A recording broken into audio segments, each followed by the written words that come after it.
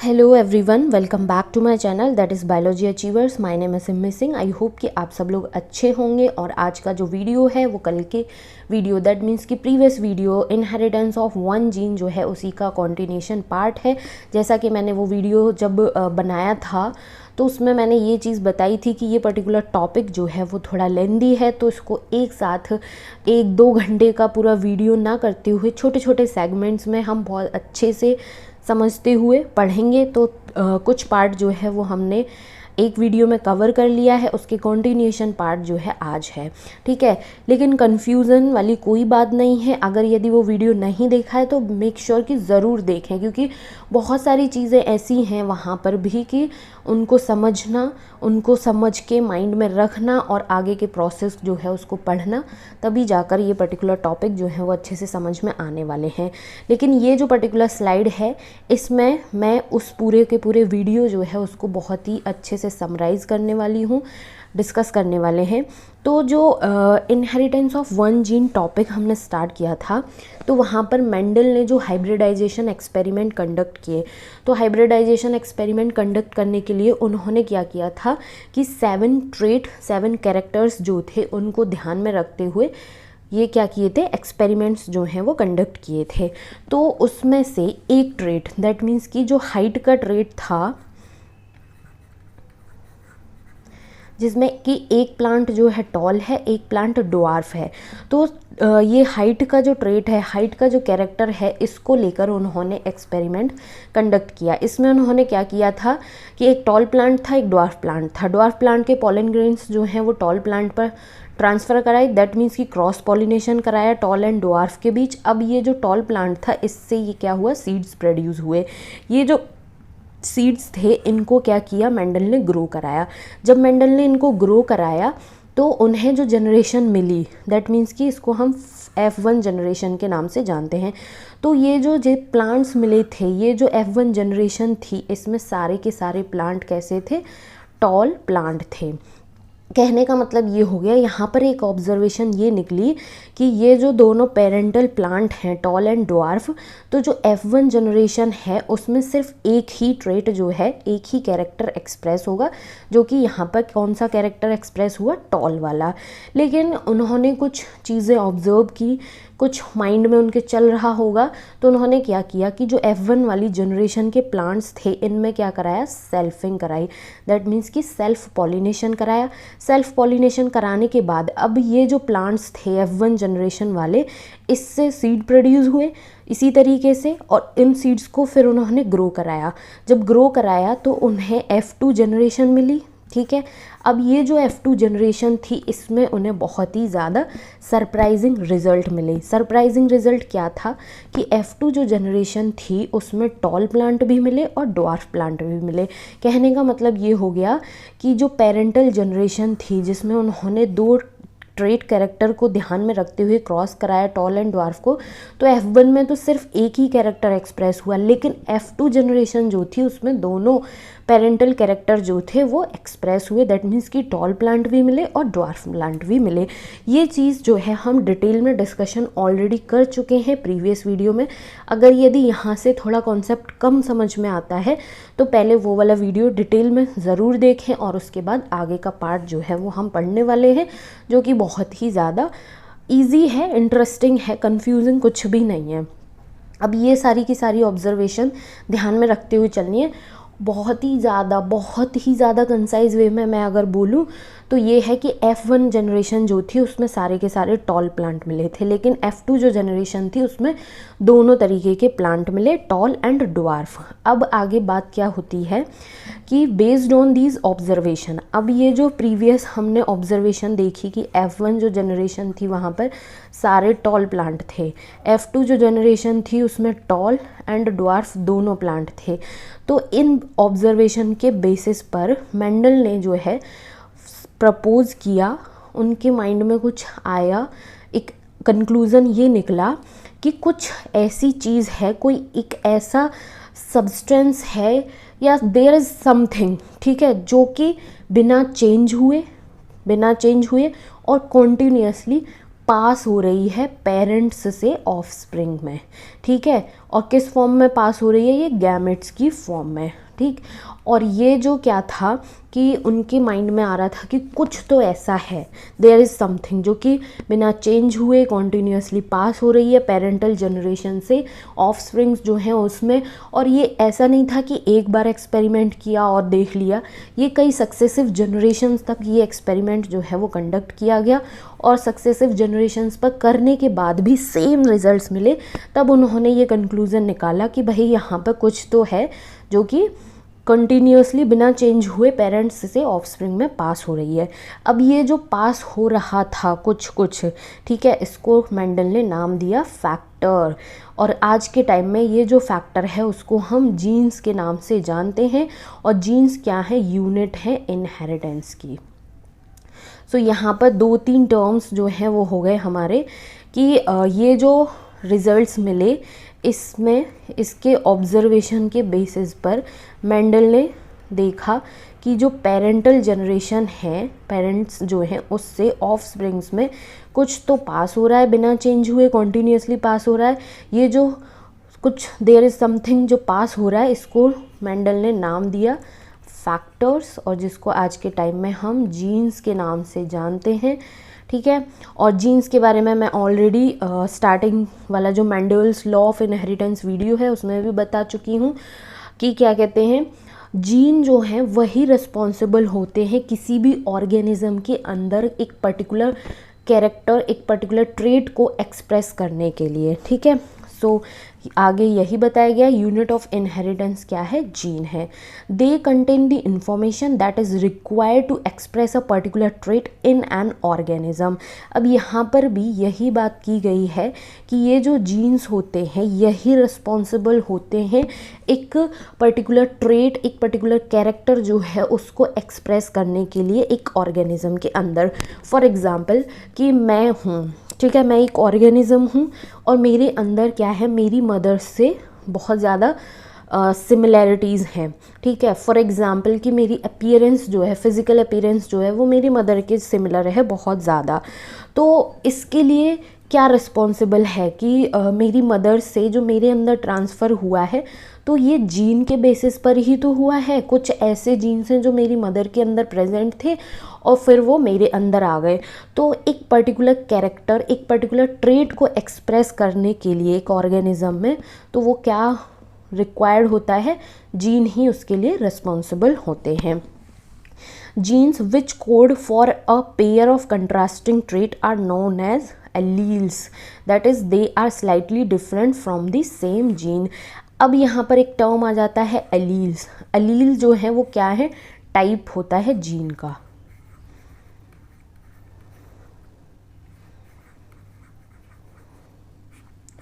ठीक है। तो यहाँ पर ये कहा गया है कि वो जीन जो कोड करता है एक कंट्रास्टिंग जो ट्रेट है, कंट्रास्टिंग जो कैरेक्टर है, उसको पेयर में जो एलील्स होते हैं वो कैसे प्रेजेंट होते हैं, ये पेयर में प्रेजेंट होते हैं। तो जीन जो कोड कर रहा है एक कंट्रास्टिंग ट्रेट, कंट्रास्टिंग कैरेक्टर के लिए पेयर की फॉर्म में प्रेजेंट है, उसको हम एलील्स के नाम से जानते हैं। और एलील्स जो हैं वो थोड़े से स्लाइटली डिफरेंट होते हैं सेम जीन से। सो आई होप कि इतना सा जो कॉन्सेप्ट है वो अच्छे से समझ में आया होगा कि जो F1 में रिज़ल्ट्स मिले, F2 में जो रिज़ल्ट्स मिले उसको ध्यान में रखते हुए मेंडल ने ये चीज़ एक कंक्लूज़न निकाला कि कुछ तो ऐसा है जो पेरेंट्स से ऑफस्प्रिंग में पास हो रहा है गैमेट्स की फॉर्म में।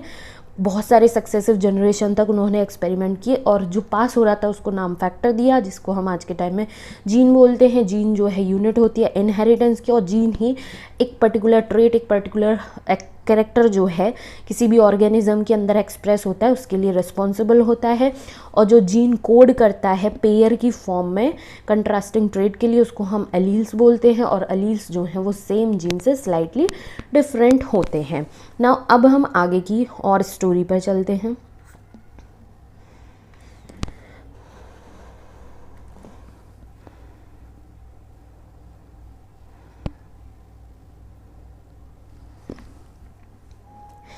If we use alphabetical symbols for each gene, then the capital letter is used for the trait expressed at the F1 stage and the small alphabet for the other trait. अगर यदि अब ये जो characters express हो रहे हैं, ठीक है, तो अगर यदि हम हर एक जीन के लिए अल्फ़ाबेटिकल सिंबल यूज़ करते हैं तो उसमें क्या होता है कि ये जो कैपिटल लेटर में हम यूज़ कर रहे हैं किसी भी ट्रेट के लिए जो कि F1 जनरेशन में एक्सप्रेस हो रहा है, ठीक है, तो ये जो कैपिटल लेटर है वो यूज़ किया जाता है ट्रेट जो एक्सप्रेस हो रहा है F1 जनरेशन में, और स्मॉल लेटर जो है वो यूज़ किया जाता है अदर ट्रेट के लिए. For example in case of character of height, ठीक है, हाइट कैरेक्टर हाइट ट्रेट जो है वो ले लिया है, तो कैपिटल टी जो है, ये जो कैपिटल टी है ये यूज़ किया गया है टॉल ट्रेट के लिए. जैसा कि यहाँ पर हम देख सकते हैं कि ये एक प्लांट है जो कि टॉल है, तो इसके लिए हम कैपिटल टी जो है वो यूज़ करेंगे टॉल ट्रेट के लिए. And small T for dwarf, ये जो प्लांट है ये क्या है, ये ड्वार्फ प्लांट है, तो इसके लिए हम डी यूज़ नहीं करेंगे, इसके लिए हम क्या यूज़ करेंगे, small T for dwarf. And capital T and small T R alleles of each other.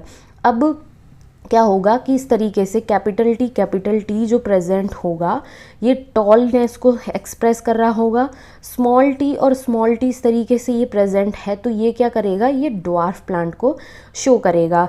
तो ये जो होता है कैपिटल टी और स्मॉल टी ये क्या होते हैं, ये एक दूसरे के एलील्स होते हैं. Hence in plants the pair of alleles for height. अब प्लांट्स में हाइट का जो कैरेक्टर है उसके लिए एलीलिक फॉर्म में अगर हम लिखेंगे तो टॉल के लिए वो क्या हो जाएगा, कैपिटल टी, और स्मॉल टी अगर लिखा है तो दैट मीन्स कि ड्वार्फ प्लांट की जो है वो बात की जा रही है.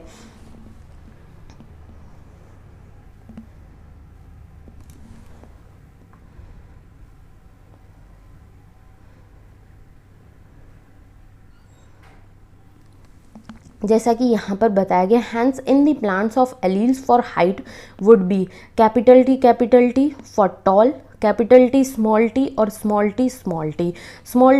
टी हो जाएगा ड्वार्फ के लिए, कैपिटल टी जो है वो हो जाएगा टॉल के लिए. ये जो कैपिटल टी और स्मॉल टी है इसका आगे हमें जवाब मिलने वाला है, इसका कॉन्सेप्ट हम आगे पढ़ने वाले हैं, तो इसको थोड़ा सा अभी हम क्या करते हैं, होल्ड पर रख देते हैं.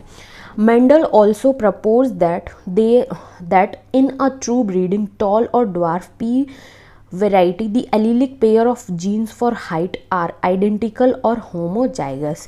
अब मैंडल जो हैं उन्होंने ये चीज़ भी बताई कि जो true breeding P plant variety है, टॉल और ड्वार्फ पी प्लांट वैरायटी है, उसमें एलीलिक पेयर जो है जीन्स का हाइट के लिए वो क्या होता है, आइडेंटिकल होता है, होमोजाइगस होता है. जैसे कि टॉल के लिए हम कैपिटल टी लिखेंगे और क्या कहते हैं जो ड्वार्फ प्लांट होगा उसके लिए हम स्मॉल टी लिखेंगे. Capital T and small T R called the genotype. अब ये जो है कि कैपिटल टी जो है ये लिखा जा रहा है, तो ये क्या शो कर रहा है, ये प्लांट का जीनोटाइप बता रहा है. और अगर यदि हम डिस्क्रिप्टिव टर्म लें कि कैपिटल टी जो है वो टॉल प्लांट को शो कर रहा है, दैट मीन्स कि ये एक प्लांट के कैरेक्टर फिजिकल अपीयरेंस क्या है उसको शो कर रहा है, जिसको हम फिनोटाइप के नाम से जानते हैं. So capital T small T अगर लिखा है तो ये प्लांट के जीनोटाइप को बता रहा है, और इन्हीं को अगर यदि हम डिस्क्रिप्टिव टर्म्स में बोल रहे हैं कि टॉल एंड ड्वार्फ है तो वो क्या हो जाता है, वो हो जाता है प्लांट का फिनोटाइप. सो आई होप कि जीनोटाइप, फिनोटाइप, होमोजाइगस, आइडेंटिकल ये टर्म्स जो हैं वो क्लियर हुए होंगे. फिर भी अगर यदि कोई प्रॉब्लम रहती है तो प्लीज़ कमेंट सेशन में ज़रूर कमेंट करना. एंड कंटेंट हेल्पफुल रहता है तो प्लीज़ चैनल को ज़रूर सब्सक्राइब करना, वीडियो को लाइक करना और अपने फ्रेंड्स के साथ भी ज़्यादा से ज़्यादा शेयर करना.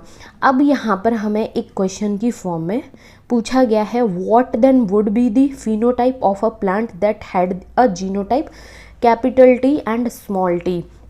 अब इस क्वेश्चन में हमसे ये पूछा गया है कि अगर यदि किसी प्लांट का जीनोटाइप कैपिटल टी और स्मॉल टी है, ठीक है, ये तो जीनोटाइप हो गया, तो इसका फिनोटाइप क्या होगा. दैट मीन्स कि इस जीनोटाइप को कैरी करने वाला प्लांट टॉल होगा, या फिर ड्वार्फ होगा। ये चीज़ हमें बतानी है, जो कि हमें आगे इसी वीडियो में पढ़ने को मिलेगा और देखते हैं।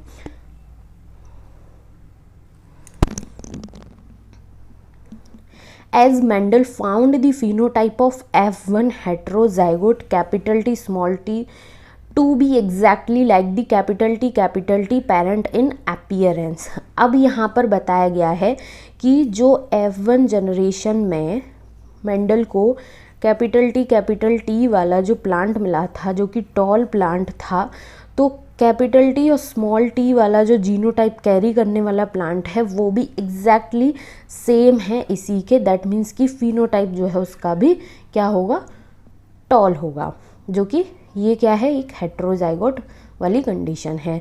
सो as Mendel found the phenotype of the F1 heterozygote capital T small T to be exactly like the capital T parents in appearance, he propose that in a pair of dissimilar factor. अब ये जो dissimilar factor हैं इसमें इन्होंने propose किया कि one dominate the other. एक जो जीन है, दैट मीन्स कि कैपिटल टी है और एक स्मॉल टी है, अब इसमें से एक जो है वो दूसरे को क्या करेगा, डोमिनेट करेगा। दैट मीन्स कि कैपिटल टी जो है वो स्मॉल टी के ऊपर डोमिनेटिंग है। दैट मीन्स कि कैपिटल टी जो है वो अपना इफ़ेक्ट शो कर रहा है और इसके इफ़ेक्ट को रिप्रेस कर रहा है, दबा रहा है, इसके इफ़ेक्ट को शो नहीं होने दे रहा है।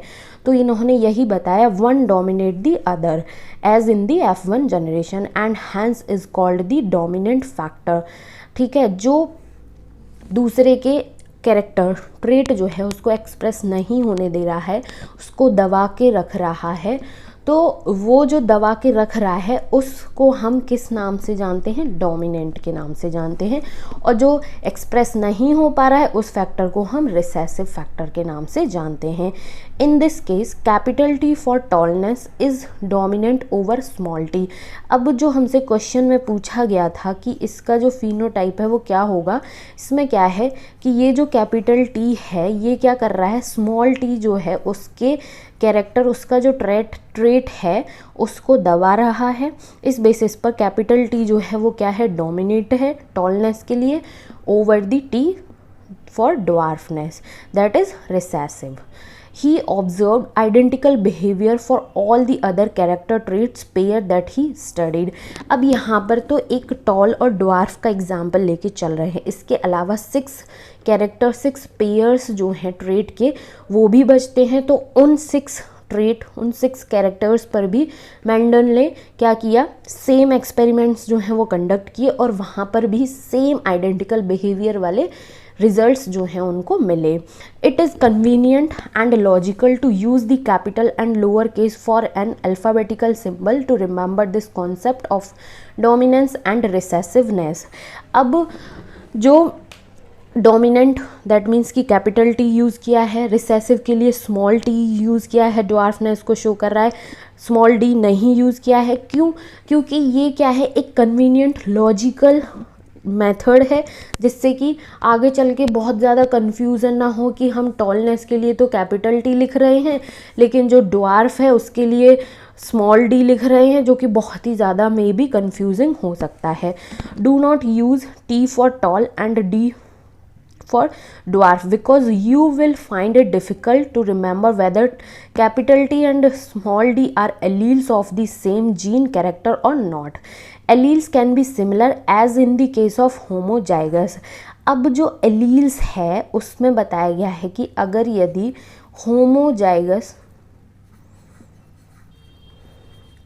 जाइगस है तो वहाँ पर अलील्स जो हैं वो कैसे होंगे, सिमिलर होंगे। जैसे कि टॉल के लिए कैपिटल टी होगा और ड्वार्फ के लिए स्मॉल टी होगा।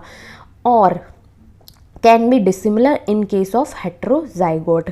और हेट्रोजाइगोट की अगर बात की जाएगी तो ये क्या होंगे, एलील्स जो हैं वो डिसिमिलर होंगे, कैपिटल टी और स्मॉल टी होगा। सो इस तरीके से आज का जो वीडियो है वो हो जाता है हमारा कंप्लीट, जिसमें हमने देखा कि जो प्रीवियस वीडियो की ऑब्जर्वेशन थी, दैट मीन्स कि F1 जनरेशन और F2 जनरेशन से जो रिजल्ट्स मिले थे उसके बेसिस पर सबसे पहले मेंडल ने ऑब्जर्व किया और ये देखा कि कुछ तो ऐसा था जो कि पेरेंट्स से ऑफस्प्रिंग में पास हो रहा था, जिसको उन्होंने नाम दिया फैक्टर, जिसको हम आज के टाइम में जीन के नाम से जानते हैं। और जीन ही जो है यूनिट है इनहेरिटेंस की, और एक ऑर्गेनिज्म के अंदर जो कोई भी कैरेक्टर ट्रेट एक्सप्रेस होता है उसके लिए रिस्पॉन्सिबल होता है जीन। फिर उसके बाद ये था कि जो टॉल प्लांट है उसमें एलीलिक फॉर्म जो है कैपिटल टी होगा और ड्वार्फ में स्मॉल टी होगा, जो कि होमोजाइगस होते हैं। जीनोटाइप फिनोटाइप क्या होता है ये चीज़ देख ली। फिर एक क्वेरी के फॉर्म में हमसे पूछा गया था कि अगर यदि किसी प्लांट का जीनोटाइप जो है वो कैपिटल टी और स्मॉल टी है तो उसका फिनोटाइप क्या होगा। तो इसके लिए क्या है, मेंडल जो है उन्होंने और ज़्यादा ऑब्जर्वेशंस की और एक्सपेरिमेंट्स कंडक्ट किए, तो उन्होंने ये बताया कि एक ऐसा जीन, ठीक है, डिसिमिलर फैक्टर जो है, एक डिसिमिलर फैक्टर जो दूसरे के कैरेक्टर ट्रेट को एक्सप्रेस नहीं होने दे रहा है, उसको दबा के रख रहा है। तो जो दबा के रख रहा है उसको हम डोमिनेंट फैक्टर के नाम से जानते हैं, और जो एक्सप्रेस नहीं हो रहा है उसको हम रिसेसिव के नाम से जानते हैं। और ये जो अल्फ़ाबेट्स यूज़ किए गए थे उसके बारे में बता दिया कि ये कन्वीनियंट लॉजिकल मेथड है कैपिटल लेटर और लोअर केस यूज़ करने का। सो इस तरीके से ये हो जाता है हमारा कंप्लीट। इसके बाद नेक्स्ट वीडियो जो है उसमें अब हम पढ़ने वाले हैं mono hybrid cross Punnett square जो टेस्ट है उसके बारे में, जो कि इसी पर्टिकुलर टॉपिक का कंटिन्यूएशन पार्ट है। सो आई होप कि आज का वीडियो हेल्पफुल रहा होगा। Thank you so much for watching.